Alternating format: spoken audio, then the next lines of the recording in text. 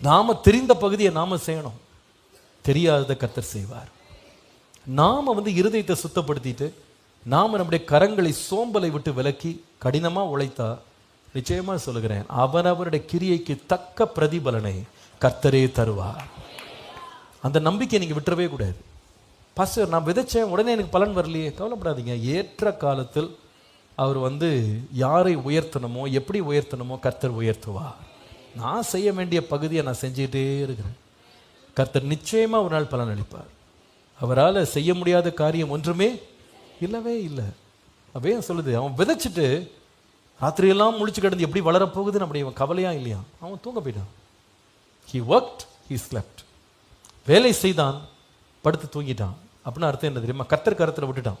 நீங்க பார்த்துக்கிடுங்க ஆண்டவரே, நீங்க எனக்கு பலன் தாங்க, நீங்க முடிவை நிர்ணயம் பண்ணுங்க, நீங்க நன்மையானதை செய்வீங்க, நியாயமானதை நீங்க செய்வீங்க, எனக்கு குறித்திருக்கிறது நீங்க நிறைவேற்றுவீங்க, நிச்சயமாகவே என்னை நீங்க மேன்மைப்படுத்துவீங்க, நான் உங்களுடைய கருத்தில் ஒப்பு கொடுக்குறேன், உண்மை நம்புறேன்ப்பா அப்படின்னு அவங்க தைரியமா போறாங்க. ஆகவே ஒரு தேவனுடைய பிள்ளை எப்பவுமே பயந்து பயந்து வாழ்றவங்க கிடையாது.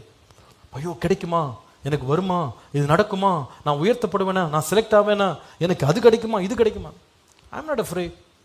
எதுக்கு நான் பயப்படணும்? என் கடமையை நான் செஞ்சுட்டேன். எனக்கு ஒரு நீதி உள்ள நியாயாதிபதி இருக்கிறார். என் கிரியை அவர் பார்த்துருக்கிறார், என் இருதயத்தை அவர் அறிவார். நான் என்ன பிரயாசப்பட்டேன்னு அவருக்கு தெரியும். என் பிரயாசத்திற்கு பலனை அவர் நிச்சயமாய் தருவார். அந்த நம்பிக்கையில் நான் முன்னேறி போயிட்டே இருக்கிறேன். I trust in the Lord, I walk by faith, I put my hope in the Lord. நான் தேவன் மேல நம்பிக்கை வச்சிருக்கிறேன், அவர் மேல் விசுவாசத்தை நான் வைத்திருக்கிறேன். எனக்கு குறித்திருக்கிறதை அவர் நிறைவேற்றுவார்.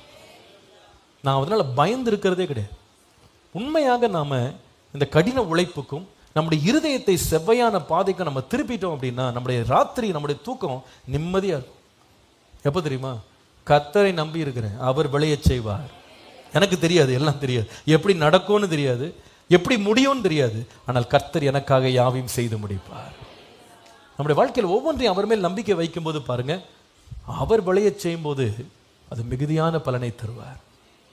ஆமா, நாம் அதுக்காக போய் ஓடி ஓடி பிரயாசப்பட வேண்டிய அவசியம் இல்லை. நாம போய் அதை போய் எப்படி நடக்கும், எங்க நடக்கும், எப்படி செய்வார், எதை செய்வார் அப்படின்னு பின்னாடியே நம்ம விரட்டிக்கிட்டு போக வேண்டிய அவசியம் இல்லவே இல்லை. யாரை கொண்டும் எப்படியும் எந்த இடத்திலையும் எந்த நேரத்திலையும் கர்த்தர் செய்து முடிக்க வல்லவராய் இருக்கிறார்.